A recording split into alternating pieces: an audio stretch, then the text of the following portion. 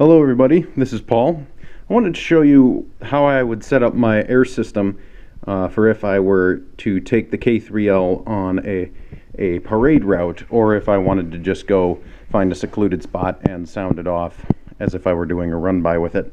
So first we have a total of 34 gallons of air here. We got the 5 gallon and the 7 gallon and a 10 gallon, so that's 17. Plus a 17 gallon compressor, which brings it up to 34. All these are plumbed together nice and clean with brake line, half-inch DOT brake line, and it's actually an inner diameter of 3/8. So for the horn, first of all, comes out of the 17 gallon through this valve here. Hose comes around, comes up out of the rear driver's side window, and up to the K3L here. And this is just your basic Graham white valve. Thank goodness the air is not onto it, because I would be deaf now. But the K3L sits up there. I'd probably anchor it down with a ratchet strap or two, but for right now I just set it up there to demonstrate what it looks like. Now all these are plumbed together. First we'll start at the 5 gallon here. It comes out of the 5 gallon up to this intersection of couplings. And comes out of the 2 gallon right here and goes towards the 10 gallon in through that valve into the 10 gallon, but then it comes out over here, comes around to that valve right there. Now this hose over here goes down into under the floorboards of my car and up to the front to power my shocker horn, my horn blaster's shocker. And so that would give it a ton of honk time. I'm not exactly certain how long, but I know it would be quite a while.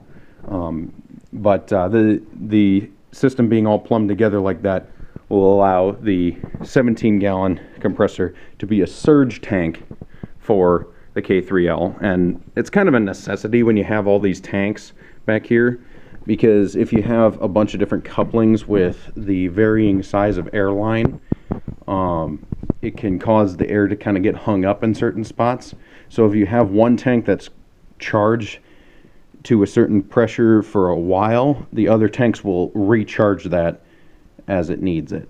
So pretty much you have to have a lot of valves when you have multiple tanks like this so pretty much to shut off the 17 gallon. So it's just the 17 gallon itself, as simple as that. You can shut off the 10 gallon back here. But now the rest of these two tanks over here don't have a shut-off valve, and I may need to get a few valves to work with that.